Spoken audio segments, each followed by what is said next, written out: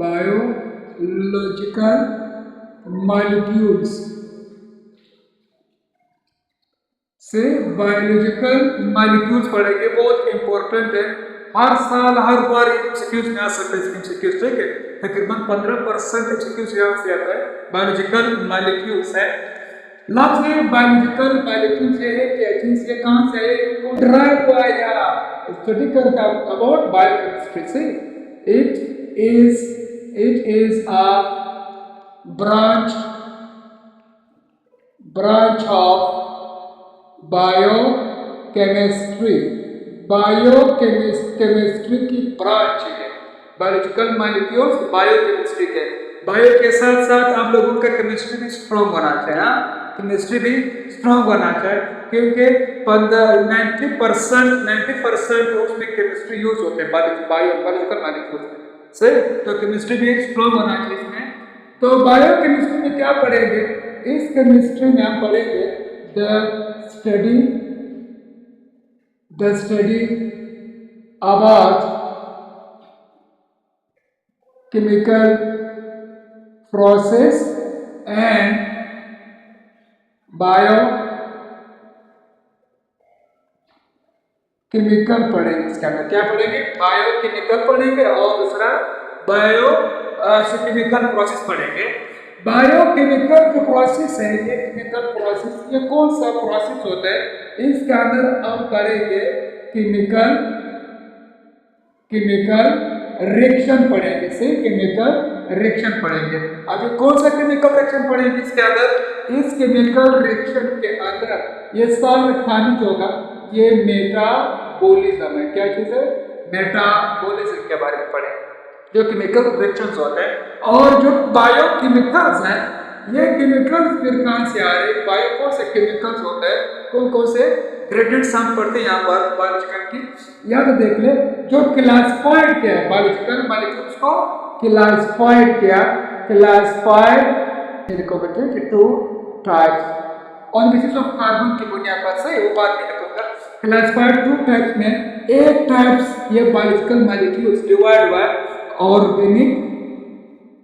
Organic molecules से, दूसरा कौन सा है, इनऑर्गेनिक मॉलिक्यूल्स।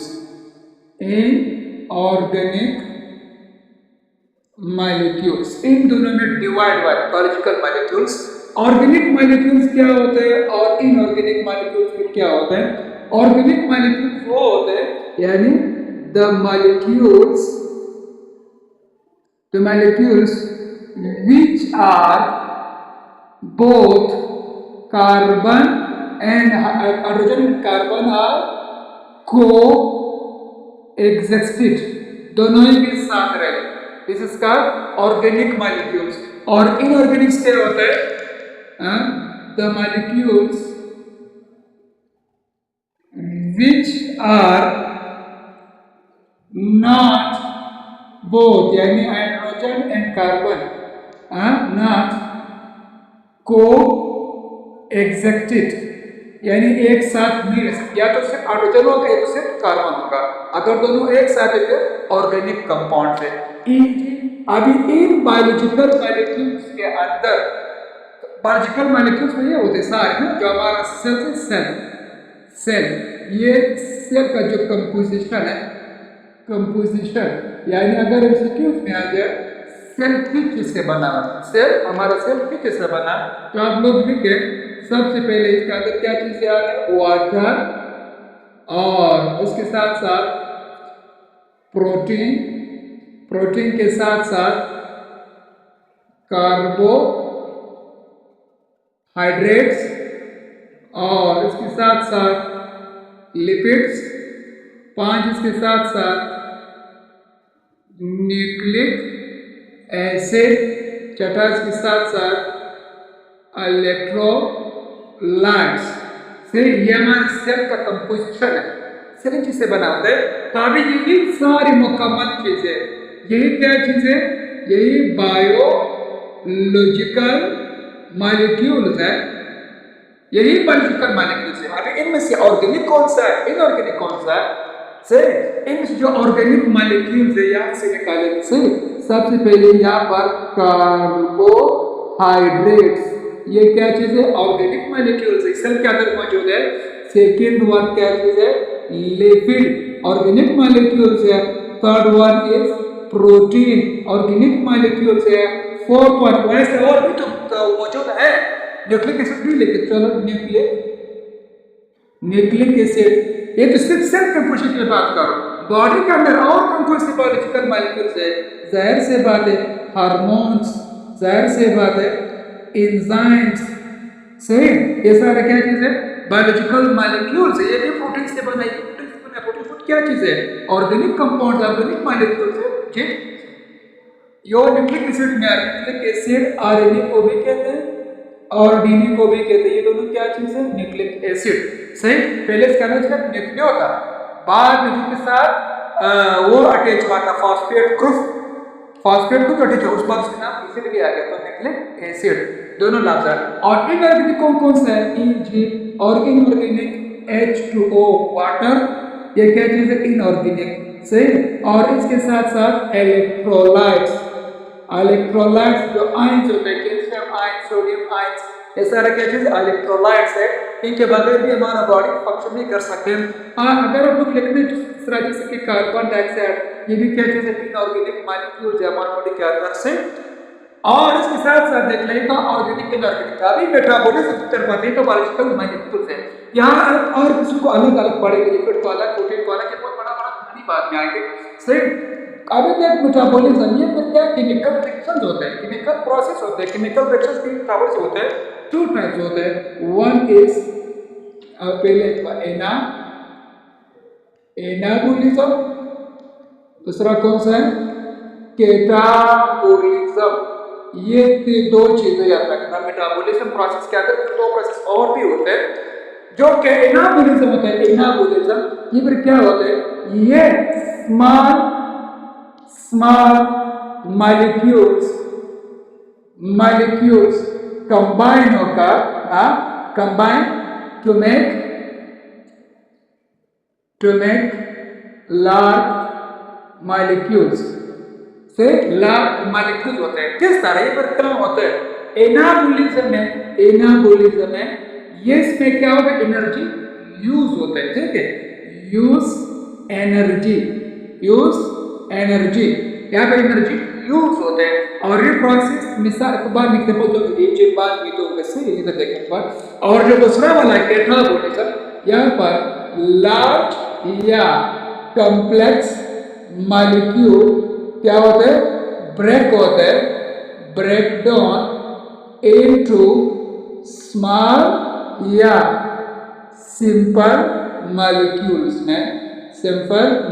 का कैटाबॉलिज्म से। और यहाँ पर एनर्जी तो यूज हुआ, और यहाँ पर एनर्जी रिलीज होता है। मिसाल के तौर पर ये है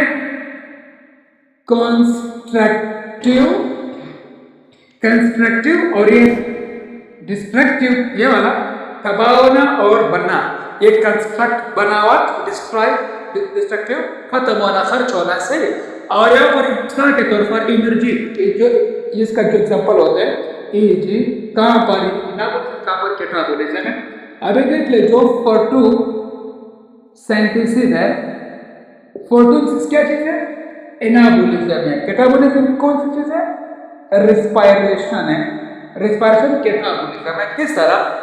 मिसाल के तौर पर फोटोसिंथेसिस क्या बना रहे? H2O मिलकर कार्बन डाइऑक्साइड, या तो क्या बनाते हैं? सूरज के रोशनी के साथ जो अलग कहानी है, और क्लोरोफिल के साथ क्या बनाते हैं? C6H12O6। ये देखो, ये स्मॉल कंबाइन हुआ, लार्ज बनाया, ठीक है? तो क्या एग्जांपल है? एनाबॉलिज्म, स्मॉल कंबाइन होकर लार्ज बना रहे। अभी ये प्रोसेस जो है ये एनाबॉलिक है, एनाबॉलिज्म से। और वहां से अगर उसे रेस्पिरेशन क्या था, इस रेस्पिरेशन तो इसको वापस क्या कर लेंगे? ब्रेक डाउन कर लेंगे। कॉम्प्लेक्स है ना, ये कॉम्प्लेक्स है, ये सिंपल है। एनाबॉलिज्म में सिंपल से कॉम्प्लेक्स बनाना, और कैटाबॉलिज्म में कॉम्प्लेक्स है सिंपल, पर इसको वापस तोड़ ले, CH2O निकल जाएगी से, और CO2 निकल जाएगा और ATP निकल जाएगा। सही, ये क्या चीज है, इसका सिंपल, complex से सिंपल, सिंपल से complex. This process is called enamel, this process is called catalysis. आगे समझ आपको, ये था सिर्फ इसका इंट्रोडक्शन कि जिसका बायोलॉजिकल मॉलिक्यूल्स का अभी क्लासिफाइड नहीं हुआ, इसका क्लासिफिकेशन है, ये भी से क्लासिफिकेशन है ऑर्गेनिक मोड में और ये इनऑर्गेनिक मॉडल में। ठीक है, दोनों क्लासिफाइड हुआ है। ये था सेल कंपोजिशंस, बॉडी के फिजिकल। अभी इसका इंपॉर्टेंस, इसका क्या अहमियत है, बायोलॉजिकल मॉलिक्यूल्स की क्या अहमियत है। अहमियत तो बहुत सारी अहमियत है। अगर ये बायोलॉजिकल मॉलिक्यूल्स नहीं होता तो बॉडी का कंपोजिशन, स्ट्रक्चर, फंक्शन भी इम्पॉसिबल होगा। सही, एक बायोलॉजिकल के बगैर बॉडी का फंक्शन एक्टिविटीज होना इम्पॉसिबल है। किस तरह, अभी देख ले, जो अगर हम लोग स्ट्रक्चर बना ले बॉडी का, स्ट्रक्चरल कंपोजिशन देख ले बॉडी का, कौन बना रहे, शायद से बात प्रोटीन बना रहे। प्रोटीन क्या चीज है, स्ट्रक्चरल है ना, प्रोटीन क्या चीज है, स्ट्रक्चरल फॉर्म में मौजूद है। हाँ, उसका कार्बोहाइड्रेट्स, लिपिड भी शामिल होते हैं। सेल मेम्ब्रेन देख ले, सेल मेम्ब्रेन के अंदर ये जो सेल मेम्ब्रेन होते हैं, यहाँ पर इधर क्या मौजूद है, लिपिड भी मौजूद होते हैं। लिपिड से, लिपिड के साथ साथ प्रोटीन भी मौजूद होते हैं। प्रोटीन के साथ साथ कार्बोहाइड्रेट्स भी मौजूद है। तो कार्बोहाइड्रेट्स, प्रोटीन, लिपिड, ये तीनों किस में आ रहे हैं, स्ट्रक्चरल में आ रहे हैं। स्ट्रक्चरल कंपोजिशन, प्रोटीन के साथ साथ हम लोग के कार्बोहाइड्रेट्स या प्लस लिपिड, ये तीनों क्या बना रहे हैं, स्ट्रक्चर बना रहे, बॉडी का स्ट्रक्चर बना रहे। तो ये स्ट्रक्चरल इंपॉर्टेंस भी बायोलॉजिकल मॉलिक्यूल्स का है। अगर देख ले लिपिड्स आप स्ट्रक्चरल, यहाँ पर स्टोरेज अगर हम लिखे स्टोरेज यहाँ पर आ रहे लिपिड प्लस कार्बोहाइड्रेट, ये भी एनर्जी स्टोर करते हैं और ये एनर्जी बनाते हैं। सही, आज स्टोरेज वाला काम चाहिए, लिपिड कर, फैट्स कर, स्टोर द एनर्जी। कार्बोहाइड्रेट हम लोग यूज करते हैं, प्रोटीन क्या बनाते हैं, स्ट्रक्चर बनाते हैं, ये तो स्टोरेज का काम। और इसी तरह ट्रांसपोर्ट, अगर हम ये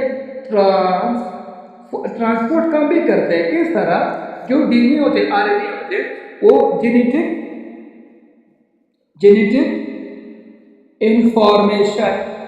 information transfer from one generation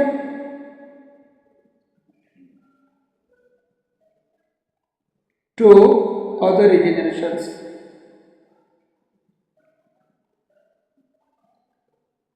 से एक नस्ल से दूसरे नस्ल में जेनेटिक इंफॉर्मेशन भी ट्रांसफर करते हैं। क्या चीज, न्यूक्लिक एसिड, यानी ट्रांसफर का भी ये करते हैं, स्टोरेज का भी ये करते हैं और स्ट्रक्चर भी ये बनाते हैं। तो इसकी क्या चीज इंपॉर्टेंस है। वाटर का जो इंपॉर्टेंस है वो बात कल हम शुरू करने के सबसे पहले वाटर से।